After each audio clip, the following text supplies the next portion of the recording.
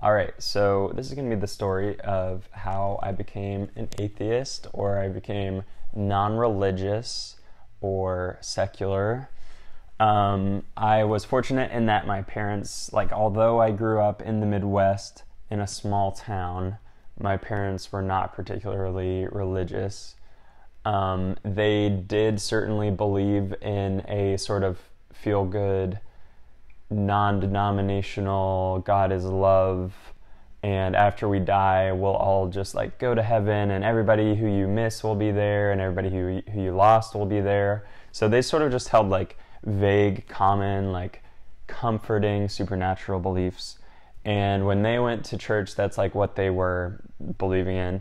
A lot of the time it's kind of funny, because a lot of the time when we would be driving home from church, we would sort of like, like my dad would kind of make fun a little bit of how dumb some of the things they were saying were. Me and my brother would laugh, and we would get in on it, and then my mom would be like, "Oh, you better stop," but she would also laugh. So yeah, I mean, it wasn't like at all like my parents were like Bible thumping evangelicals or anything like that, and it was not like a fire and brimstone church. But I guess I seem to have taken the Christian stuff pretty seriously early on. I remember when I was in like first and second grade, and whenever I'd, be playing like a sport, like at recess, and like you're gonna go kick the kickball and everybody's watching you, I'd like pray. Same thing with taking standardized tests, like these high pressure situations. I would just be like, please God. And so, that's kind of what it was for me. Couple years down the line, like fourth or fifth grade, I started to feel like weird, guilt, because for whatever reason, that's when I got access to the internet, so I started to have some things to be feeling guilty about, right? If you know what I mean, read between the lines there. And so I started feeling guilty about things, and I kind of like also felt like, I think this is just because like, I was told I was special, I was like told I was a gifted kid or whatever, that, I started to just feel like I had this big destiny, and or like people were expecting big things from me, and that sort of became entwined with religion. Like I started to feel like I had like some important part to play in this big religious narrative or something, which is a little crazy looking back.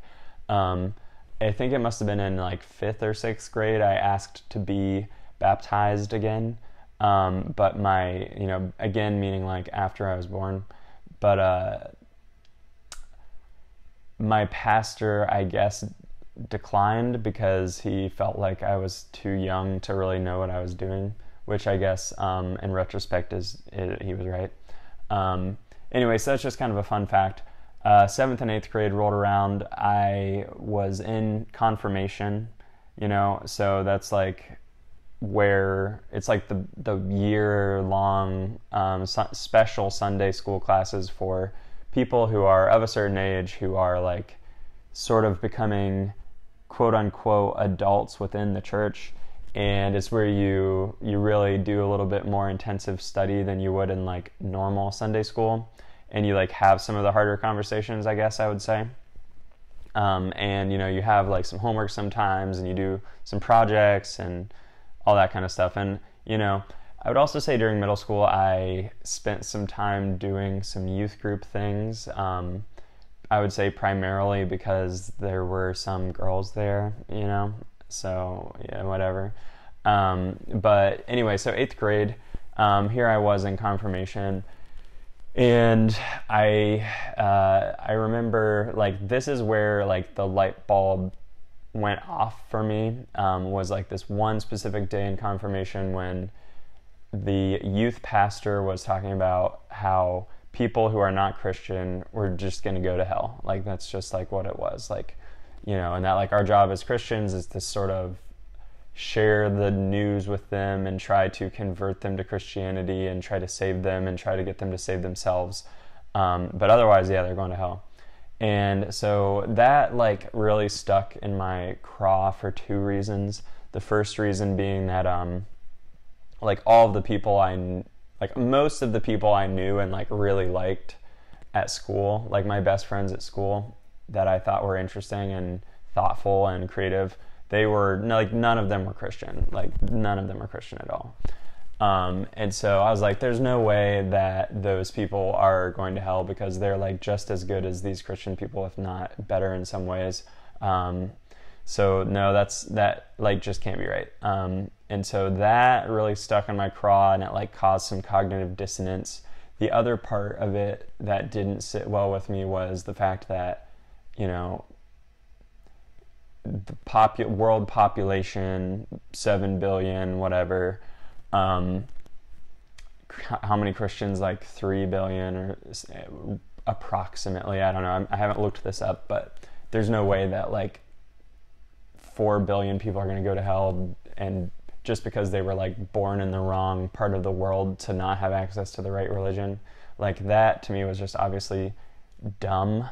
Like there's no way that made sense. Like no, just it made no sense. And so I started to, I guess like moving into early high school, 9th, 10th grade, I would sort of like get on the internet, watch some YouTube videos or read some stuff on Reddit about atheism, and then I would feel really like bad. You know, I would watch these like, you know, the debate videos that were sort of in vogue at the time. Yeah, that was the time when like the religion battle was being had on YouTube. And there were just like a ton of, you know, it was like the whole skeptics thing. And let's see, I read a Dawkins book. It was The God Delusion also. So yeah, it's like a little cringy looking back now, for whatever reason, but those are like sort of the things that I went with. And apparently, you know, but through all those things, I was able to break out. And I was able to, like, it took a while because I would feel guilty. I'd feel guilty for questioning, and then, you know, I would be like more devout for a while, and then I would get back on YouTube and watch more atheism things, and then it was like a gradual process until I just was like, okay, like I'm really gonna just sit down, like immerse myself in these arguments, and, you know, didn't hold up for long. And so by my sophomore year of high school, I had a job. I was working as a bus boy, and I was able to schedule my work shifts on Sunday morning.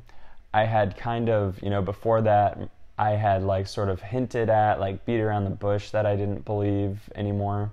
Which my parents, you know, despite being very like mild Christians, they did not take that well. Did not take it well. They were, you know, very like personally offended. You know, I remember them being like, why would you not be Christian? Why would you not believe in God? You're ungrateful. What could you possibly have experienced that would make you an atheist? Like, you know, you've had a good life. You're, you know, just throwing it back in his face or whatever.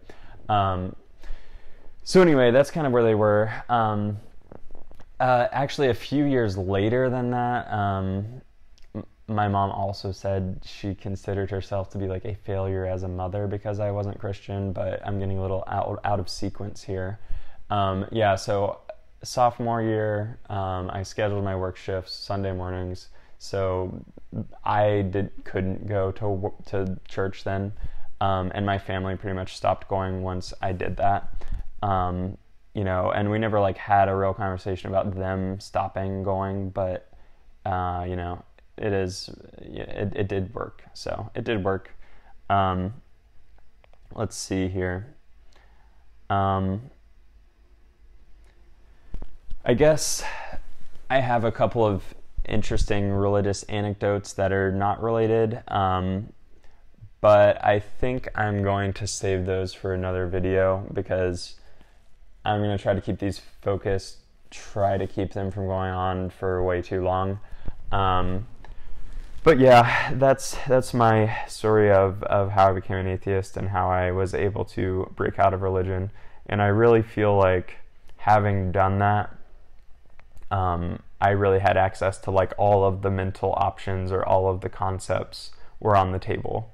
And I think, you know, a lot of these other things that I've like explored over time or become convinced of over time, like veganism, like leftism, like antinatalism, things like that would not have been possible for me if I had not been able to break out of religion first. So it's really pretty foundational.